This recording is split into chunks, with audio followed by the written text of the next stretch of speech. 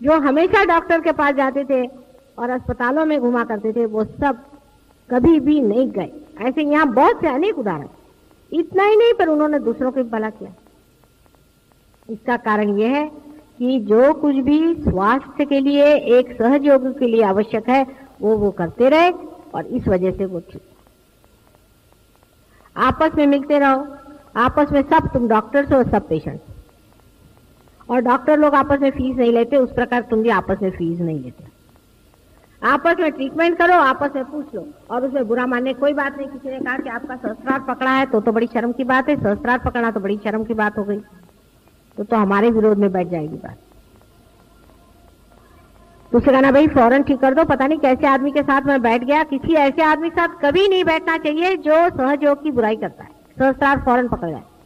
ऐसा आदमी अगर बोला तो कान बंद कर लो, और ऐसे आदमी से कहना भाई तुम दूर बैठो, हमसे तुमसे मतलब नहीं, तुम हमारे से बात मत करो, बस हमको कोई अपना बुरा नहीं करना। आप कौन होते हैं हमसे बात करने के लिए?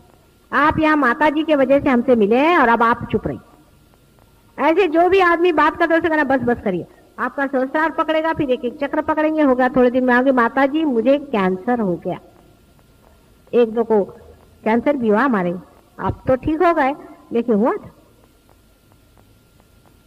और कैंसर बीमारी जो है वो तो बिल्कुल सहस्त्रार की बीमारी है, पक्की, समझ लीजिए। कैंसर से अगर बचना है तो अपना सहस्त्रार साफ रखो। सहस्त्रार तुम लोगों ने पकड़ना शुरू कर दिया तो कैंसर की शुरुआत हो गई, मैं आपसे बता रहा हूं। सहस्त्रार हमेशा साफ रखो, और हो सकता है कि आज नहीं कल 8 साल बाद आपको पता होगा कि सडनली हमें कैंसर हो गया, तो क्यों ना अभी से अपने को स्वास्थ्यपूर्ण रखें।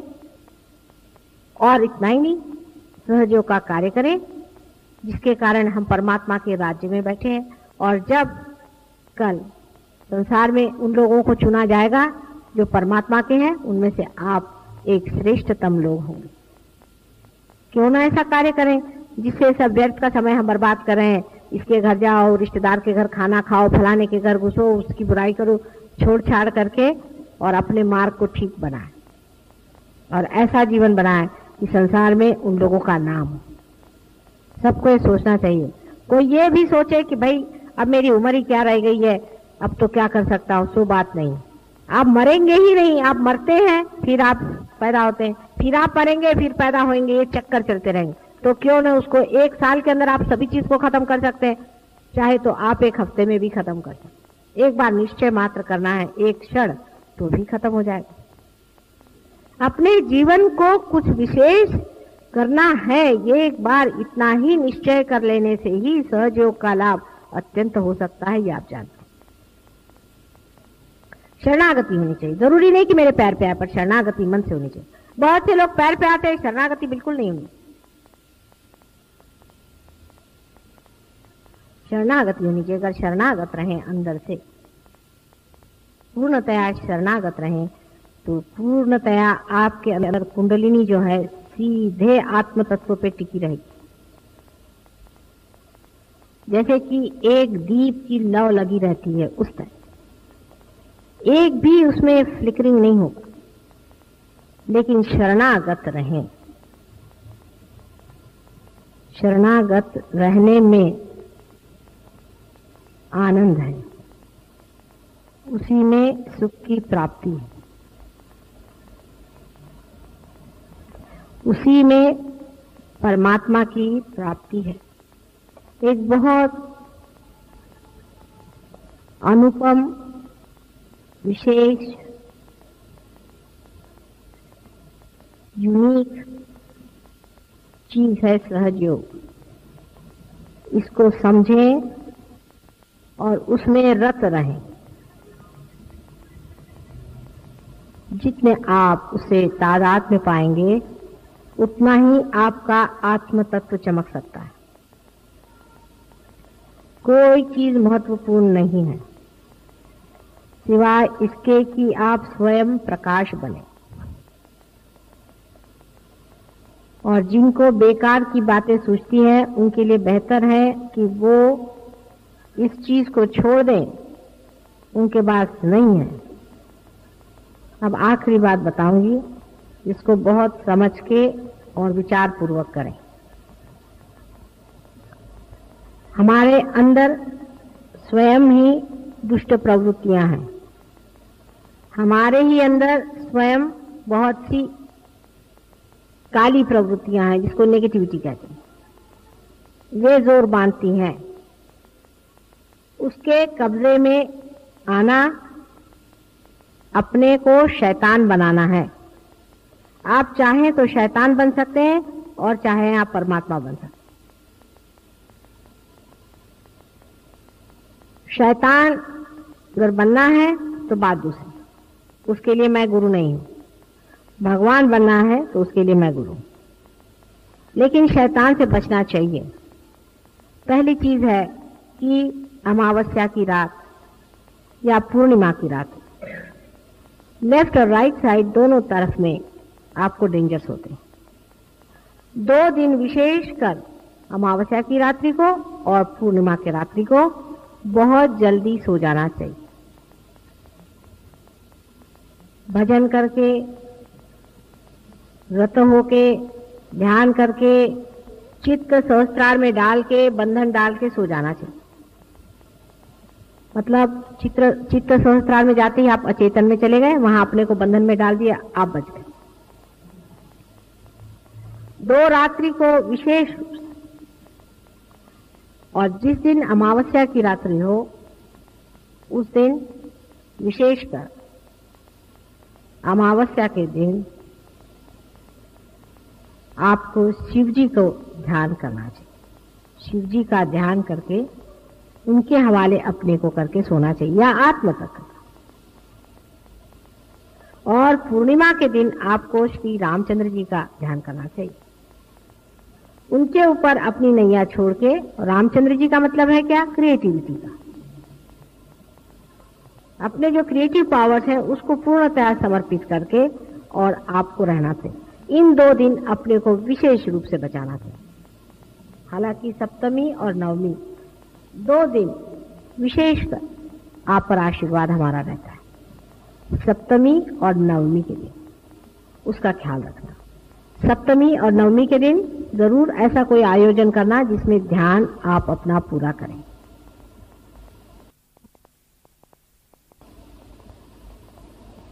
सामूहिक ध्यान उसी जगह करना जहां मेरा पैर पड़ा हुआ है, जो चीज शुद्ध हो चुकी है। सामूहिक ध्यान अपने घर में भी किसी के साथ बैठ के मत करना। अपने रिश्तेदारों के साथ भी बैठ करके सामूहिक ध्यान नहीं करना है। जिस जगह मैंने कहा है वहीं सामूहिक ध्यान करना। और बैठकर सहज योग की चर्चा भी बहुत देर तक ऐसी जगह नहीं करना चाहिए जहां मेरा पैर पड़ा नहीं, क्योंकि वहां तुम्हारे अंदर भूत आके बोलने लगेंगे और आपस में झगड़ा शुरू हो जाए। क्योंकि तुम लोग अब भी भूतों के कब्जे से बचे हुए लोग नहीं। कहां से भूत आता है वो समझ में नहीं आता, और भूत सारे काम करता है। इस तरह से अपनी रक्षा करने की बात है। और जब कभी भी आप बाहर जाएं, कहीं भी घर से बाहर जाएं, तो अपने को पूर्णतया बंधन में रखें। बंधन में रखने से हर समय बंधन रखें। किसी से देखा कि किसी के आज्ञा चक्र पकड़ा है, कि चित्त से ही चाहे उस पर बंधन डाल दीजिए।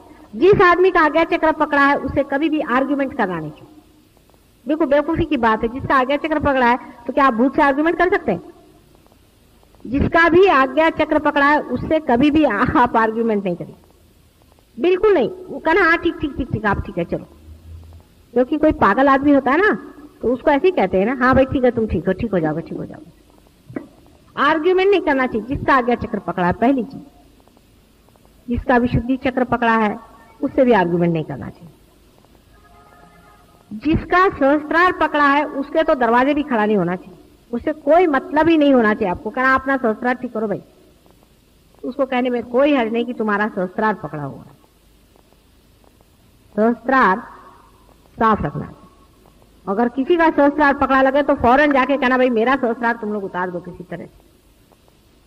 सहस्त्रार किसी का पकड़ा हो और वो आपसे बातचीत करे, कुछ करे, कहना वो अपना दुश्मन है।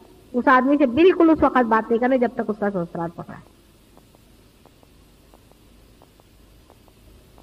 अब रही हृदय चक्र, जिस मनुष्य का हृदय चक्र पकड़ा है उसकी मदद करनी चाहिए। जहां तक बन सके उसके हृदय पे बंधन आदि डालना, अपने हृदय पे हाथ रखना, माँ की फोटो की और उसको ले जाना। हृदय चक्र का ख्याल जरूर करना, क्योंकि कभी कभी हृदय चक्र में हो सकता है दूसरे आदमी को परेशानी हो। हृदय चक्र में जरूर मदद करनी चाहिए। और बहुत से लोगों के हृदय नहीं होता है, बहुत ड्राई पर्सनालिटीज होती हैं, और ऐसे ड्राई लोगों के लिए आप कुछ भी नहीं कर सकते हो। आप चाहे भी उनका कुछ ठीक करना तो आप नहीं कर सकते, उनको छोड़ देना चाहिए। पर वो अगर आपके पास आए और आपसे कुछ कहें तो पहले उनसे कहना चाहिए कि आप हठ योग छोड़िए, आप दुनिया भर के काम छोड़िए और थोड़ा प्यार करना सीखिए। पहले कुत्ते बिल्लियों को प्यार करिए, अगर इंसान से नहीं होता फिर इंसान से प्यार करिए। खुद भी सबसे प्यार करिए, बच्चों से प्यार करिए, बच्चों से ज्यादती नहीं करिए, किसी के साथ ज्यादती मत करिए, किसी के साथ भी आप दुष्टता मत करिए। किसी को, बच्चों को तो कभी नहीं मारना है, कोई भी सहयोगी को अपने बच्चों को कभी हाथ से मारना नहीं, हाथ नहीं उठाना है, किसी को मारना नहीं, किसी से भी क्रोध नहीं करना है। सहयोगी को तो क्रोध करना ही नहीं है, उसको बुद्धिमानी से हर चीज को ऐसा सुझाव लेना चाहिए कि क्रोध न दिखे, उसको कोई भी क्रोध करना नहीं। रोजमर्रा का जीवन सहयोगी का कैसा होना चाहिए, इसके लिए आप प्रार्थना करें, उसका विचार अंदर जाएगा। मैंने अनेक तरह से आपसे बताया है, उसी प्रकार हमारा जो ये अनंत जीवन का जो संस्था है, उस संस्था के लिए हम लोग 8-10 आदमी मिल करके क्या करने का है उस पर विचार करें। आप लोग सब अपना सहयोग उसमें दें और सब मदद करें। अभी जिन लोगों ने अपने नाम हमारे पास दिए नहीं, जिनके नाम लिस्ट में नहीं है, वो अपने पते प्रधान साहब के पास दे दें। और हम लोग क्वार्टरली एक शुरू करने वाले हैं पेपर, उसमें से मेरे पत्र, संदेश, लेक्चर्स ये सब छपेंगे। और इसके अलावा तुम लोग भी अपने अनुभव अगर कुछ लिखो तो वो अनुभव उसमें छापे जाएंगे। सारे ऑल इंडिया के जितने भी अनुभव लोगों को आते हैं वो हर बार उसमें थोड़े बहुत छापे जाएंगे, इसलिए अपने अनुभव लिखते जाओ। अगर कोई आप लोग अच्छा लेख सहयोग पर लिख कर भेजे तो वो भी इसमें छाप दिया जाएगा। इस प्रकार एक यहाँ पर क्वार्टरली ले रहे हैं, उसमें अंग्रेजी में कुछ हिस्सा रहेगा, कुछ मराठी में, कुछ हिंदी में और कुछ गुजराती। इस प्रकार की क्वार्टरली हम लोग लिख रहे हैं। बन पड़े तो सब हिंदी और मराठी और गुजराती इसका सभी का एक साथ शुरू करेंगे या धीरे धीरे करेंगे, जैसा भी होता है। सहयोग में हर एक चीज धीरे धीरे होती है, उसको आप कंट्रीब्यूट करें, उसका पैसा जो कुछ भी देना है दें, और उसका जो कुछ भी आपको लाभ उठाना है उठाएं। उस पर प्रश्न करें और प्रश्न वहां पूछें और उसका जवाब मैं एक साथ आपको दूं। तो क्वार्टरली पहले शुरू करना है, फिर मंथली हो जाएगी, फिर उसको हम लोग वीकली कर लेंगे, फिर वो डेली भी हो सकेगी। अभी बहरहाल हम लोग क्वार्टरली कर रहे हैं। और जो भी तुम लोगों को कोई प्रश्न हो, कोई तकलीफ हो, तो उसके बारे में आप एक चिट्ठी प्रधान साहब के पास भेज दें। मुझे ज्यादा चिट्ठी नहीं लिखे क्योंकि मेरे पास टाइम बहुत कम होता है। और फिर माने चिट्ठी नहीं लिखी, एक को लिखी माला लील त्याना नहीं लील, इस तरह की कोई भी उल्लू पड़ा की बातें जो आदमी करता है, ऐसे आदमी के लिए सहयोग नहीं।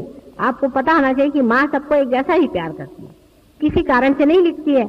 कभी तुमको लिखा, कभी नहीं लिखा, कभी कभी तो उनको नहीं लिखती हूँ जिनको मैं अत्यंत सोचती हूँ कि वो कभी बुराई नहीं मानेंगे। और बुरा मानने वाले लोगों की अब मैं परवाह नहीं करने वाली, मैंने बहुत परवाह कर दी। और उसके लाभ यही हुआ कि वो तो दुष्ट दुष्ट ही रहे, वो ठीक नहीं हुए, हमारी नुकसान होता। जिस पर भी मैंने सोचा कि इस आदमी से ठीक से रहती रहूं, चलो कल ठीक हो जाएगा, परसों नहीं, वो दुष्ट ही बने रहे। वो तो जरा भी ट्रांसफॉर्मेशन नहीं अपना किया, तकलीफ हमें होती रही। क्योंकि मैंने ये तय कर दिया है कि किसी भी मनुष्य का संहार नहीं होगा कल युग में।